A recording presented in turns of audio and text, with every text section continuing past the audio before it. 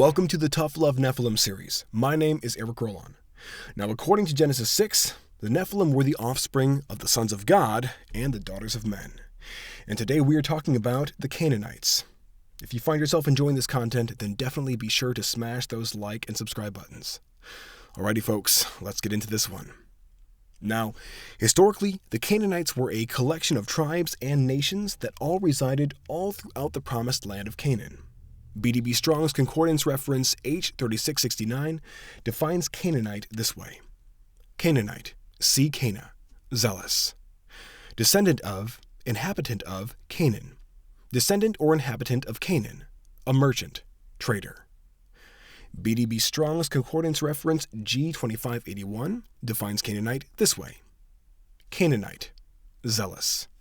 The surname of Apostle Simon, otherwise known as Simon Zealotus.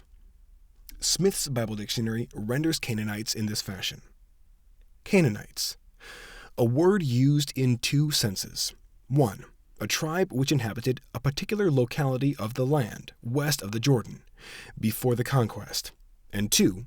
The people who inhabited generally the whole of that country. 3. In Genesis 10:18-20, the seats of the Canaanite tribe are given as on the seashore and in the Jordan Valley. Compare with Joshua 11:3. 4. Applied as a general name to the non-Israelite inhabitants of the land, as we have already seen was the case with Canaan. Instances of this are Genesis 12:6 and Numbers 21:3. The Canaanites were descendants of Canaan. Their language was very similar to the Hebrew. The Canaanites were probably given to commerce, and thus the name became probably in later times an occasional synonym for a merchant. Easton's Bible Dictionary defines Canaanites this way. The descendants of Canaan, the sons of Ham. Migrating from their original home, they seem to have reached the Persian Gulf, and to have there sojourned for some time. They thence spread to the west, across the mountain chain of Lebanon, to the very edge of the Mediterranean Sea, occupying all the land which later became Palestine, also to the northwest as far as the mountain chain of Taurus. This group was very numerous, and broken up into a great many peoples, as we can judge from the list of nations, the sons of Canaan. 6 different tribes are mentioned in Exodus 3:8, Exodus 3:17, Exodus 23:23, Exodus 33:2, and Exodus 34:11. In Exodus 13:5, the Perizzites are omitted. The Girgashites are mentioned in addition to the foregoing in Deuteronomy 7:1 and Joshua 3:10. The Canaanites, as distinguished from the Amalekites, the Anakim, and the Rephaim, were dwellers in the lowlands, the great plains and valleys, the richest and most important parts of Palestine. Tyre and Sidon, their famous cities, were the centers of great commercial activity, and hence the name Canaanite came to signify a trader or merchant. Job 41:6 and Proverbs 31:24, literally, Canaanites. Compare with Zephaniah 1:11 and Ezekiel 17:4. The name Canaanite is also sometimes used to designate the non-Israelite inhabitants of the land in general. The Israelites, when they were led to the Promised Land, were commanded utterly to destroy the descendants of Canaan, then possessing it. This was to be done little by little, lest the beasts of the field should increase. The history of these wars of conquest is given in the book of Joshua. The extermination of these tribes, however, was never fully carried out. Jerusalem was not taken till the time of David. In the days of Solomon, bond service was exacted from the fragments of the tribes still remaining in the land.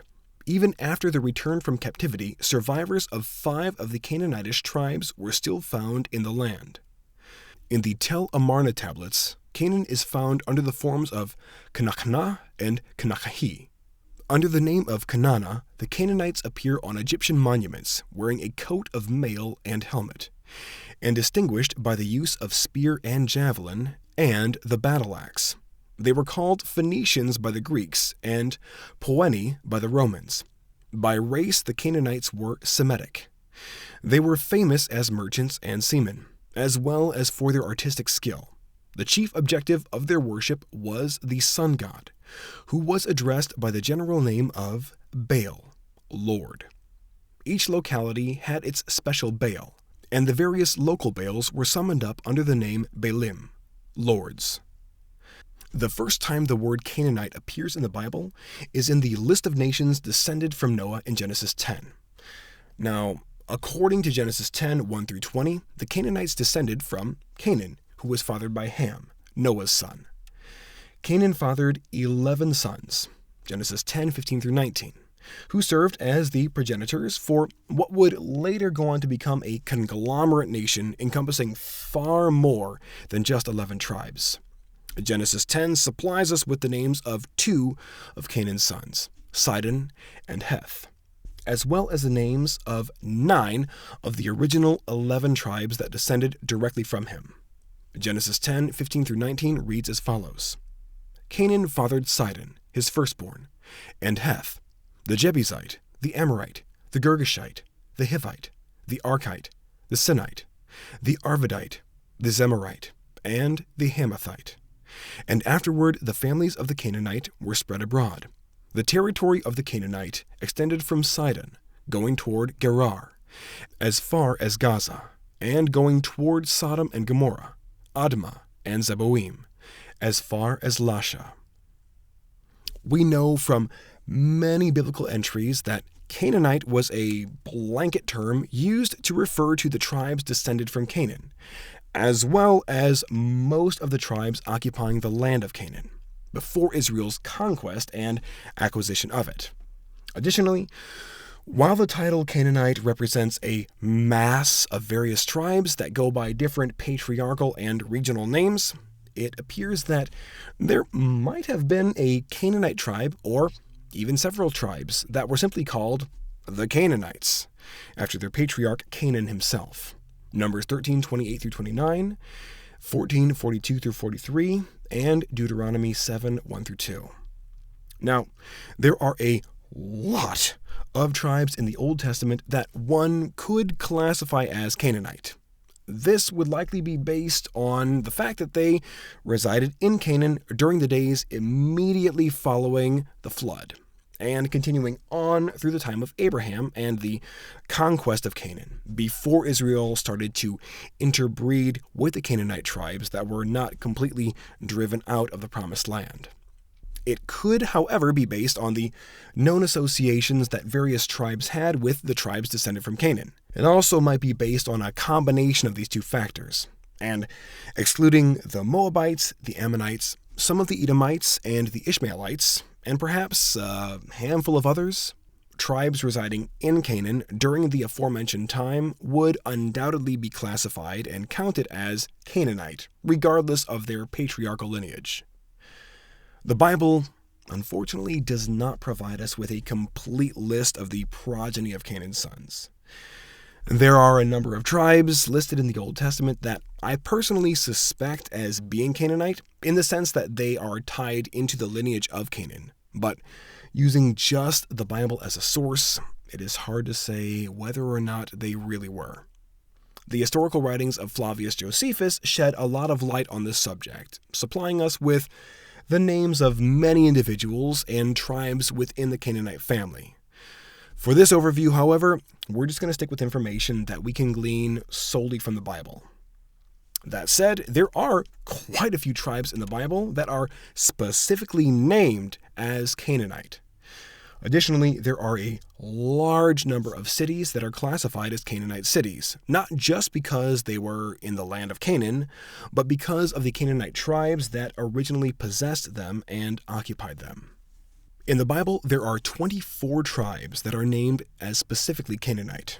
Those of the Amorites, Arkites, Arvadites, Ashdodites, Ashkelonites, Avites, Kephtorim, Cherethites, Ekronites, Gazites, Geshurites, Gibeonites, Girgashites, Gittites, Hamathites, Hittites, Hivites, Jebusites, Pelethites, Philistines, Sidonians, Sinites, Timnites, and Zemarites. There are also at least 67 cities in the Bible that were Canaanite cities, either through tribal control or that were specifically named as Canaanite cities. They include Akko, Akzib, Alab, Ai, Aijalon, Aphek or Aphik, Arad, Arba, Eror, Ashdod, Beeroth, Bethlehem for a time, Beth Anath, Beth Shean or Beth Shan, Beth Shemesh, Bezik, Debir, Dor, Edrei, Eglon, Endor, Caphtor, Chephirah, Gath, Gederoth, Gerar, Gezer, Gibbethon, Gibeon, Gimzo, Gob, Hazazon Tamar, Hebron, initially Canaanite, Helbah, Heshbon, Ibleam, Jabneh, Jarmuth, Jazer, Jebus, Jericho, Jerusalem, which was initially Canaanite as well, Jezreel, Kiriath Arba, Kiriath Jearim, Kiriath Sefer, Kitron, Lachish, Lebo Hamath, Machpelah, Meara, Megiddo, Michmash, Mizrephoth Maim, Nahalal, Napheth, Rehob, Salekah, Sidon, Shaalbim, Shunem, Soko or Soko, Tanakh, Timnah, Zarephath, Zephath, and Ziklag. Suffice to say, the Canaanite conglomerate commanded an enormous number of people, tribes, and territories that covered the whole of the land of Canaan. Now, the Canaanites resided in Canaan illegally. Word had gotten out about God's promise to Abraham and how he had given Canaan to Abraham's future descendants back in Genesis 15. The demonized nations in Canaan knew that the land had been given to Abraham's posterity, and they were likely made aware of this fact almost immediately following the Genesis 15 episode by the demon gods they worshipped and the fallen angels that propped up the evil principalities in Canaan. Now, following their flight from Egypt in Exodus 12, the Israelites were coming to Canaan to claim what was rightfully theirs. And the Canaanites, with their walled cities fortified up to heaven, according to Deuteronomy 1:28 and 3:3-5, likely felt that they were ready for them. Now, the Canaanites were strong and warlike, and were not about to give up the land of Canaan to a ragtag bunch of usurpers without a fight. In Numbers 13, when Israel's spies returned from their 40-day reconnaissance mission in the land of Canaan, they gave their report of the land and its fierce inhabitants. They identified the Canaanites, along with the Amalekites, Hittites, Jebusites, and Amorites residing in the land, as the descendants of Anak. Numbers 13, 28-29. It reads as follows: Nevertheless, the people who live in the land are strong, and the cities are fortified and very large. And indeed, we saw the descendants of Anak there. Amalek is living in the land of the Negev. The Hittites, the Jebusites, and the Amorites are living in the hill country, and the Canaanites are living by the sea and by the side of the Jordan. Now, after this initial report, when everybody was freaking out about the news they just heard, Caleb steps up to calm everyone down and encourage them. But 10 of those 12 spies returning from the land of Canaan were having none of it. In their continued report, in Numbers 10, 30-33, those spies went on to describe the sons of Anak not just as people of great height or stature, but as Nephilim. Numbers 13, 30-33 reads as follows: Then Caleb quieted the people before Moses and said, We should by all means go up and take possession of it, for we will certainly prevail over it. But the men who had gone up with him said, We are not able to go up against the people, because they are too strong for us. So they brought a bad report of the land which they had spied out to the sons of Israel, saying, The land through which we have gone to spy out is a land that devours its inhabitants, and all the people whom we saw in it are people of great stature. We also saw the Nephilim there. The sons of Anak are part of the Nephilim, and we were like grasshoppers in our own sight, and so we were in their sight. In this passage, and in Genesis 6:4, the Septuagint renders Nephilim as giants. And as a progenitor Nephilim tribe, the Anakim were enormous, fierce, and powerful giants, as Numbers 13 and Deuteronomy 9 collectively point out. Deuteronomy 9, 1-2 reads as follows: "Hear, Israel, you are crossing the Jordan today to go in to dispossess nations greater and mightier than you, cities that are great and fortified to heaven, a people who are great and tall, the sons of the Anakim, whom you know and of whom you have heard it said, who can stand against the sons of Anak?" Now Anak was the son of the Nephilim Arba, Joshua 15:13 and 21:11. Now according to Joshua 14:15, Arba was the greatest man among the Anakim. Now, though the Anakim were a tribe unto themselves, it is important to note that the term Anakim is used to refer to a combination of at least 6 other Canaanite tribes and conglomerate tribes in Numbers 13:28-33. The Bible also seems to occasionally use the terms Anakim, sons of Anak, descendants of Anak, and sons of the Anakim, not just as tribal references or distinctions, but as general terms for the post-Diluvian Nephilim, or Rephaim. Numbers 13:28-33, Deuteronomy 1:26-28, and 9:1-2, and Joshua 11:18-23. In the Bible, there are at least 55 recorded battles and confrontations between Israel and the Canaanites.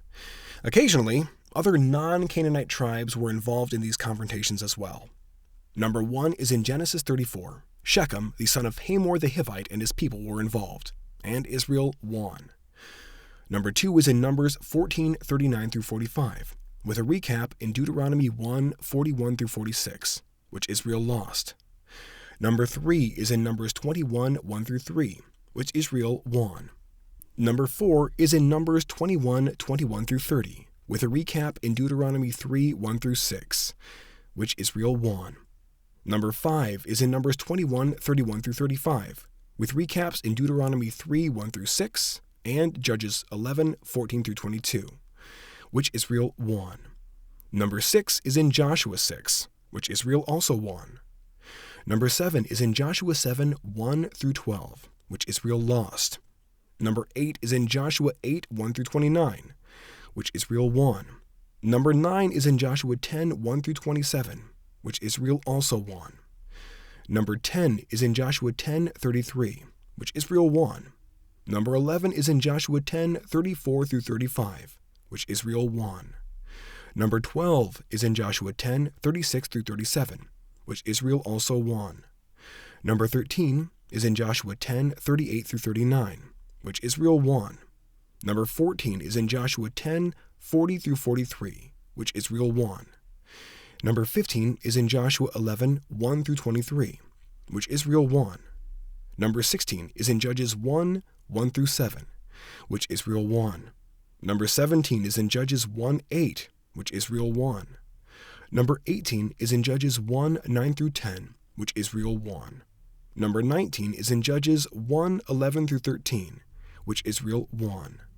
Number 20 is in Judges 1, 17-18, which Israel also won. Number 21 is in Judges 1, 27-36, which Israel lost. Number 22 is in Judges 3, 31, which Israel won. Number 23 is in Judges 10, 6-11-33. This was a cycle in which Israel lost to their enemies, becoming enslaved, to later be freed by one of their judges God had raised up for just such a time. Number 24 is also a cycle, spanning Judges 13-16, in which Samson defeats the Philistines 4 times. His first engagement with them is in Judges 14, which he won. Second, in Judges 15, 1-8, which he won. Third is in Judges 15, 9-20, which he won.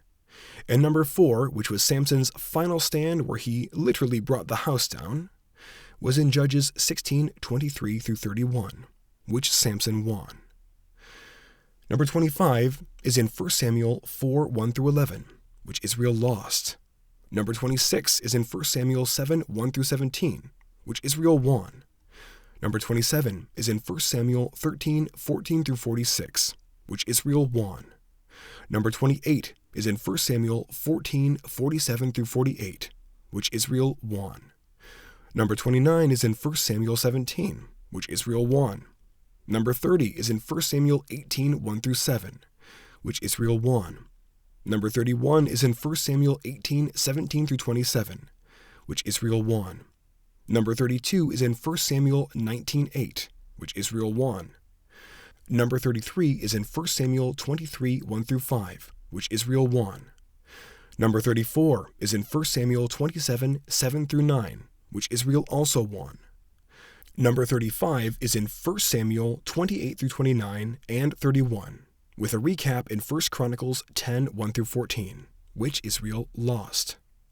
Number 36 is in 2 Samuel 5, 1-10. Zion is named, and there is one recap in 1 Chronicles 11, 4-9, which Israel won. Number 37 is in 2 Samuel 5, 17-21, with a recap in 1 Chronicles 14, 8-12, which Israel won. Number 38 is in 2 Samuel 5, 22-25, with a recap in 1 Chronicles 14, 13-17, which Israel won. Number 39 is in 2 Samuel 8, 1, with a recap in 1 Chronicles 18, 1, which Israel also won. Number 40 is in 2 Samuel 21, 1. This is when Saul killed the Gibeonites in a prior engagement. When, however, is not specified, and Israel won this one. Number 41 is in 2 Samuel 21, 15-17, which Israel won.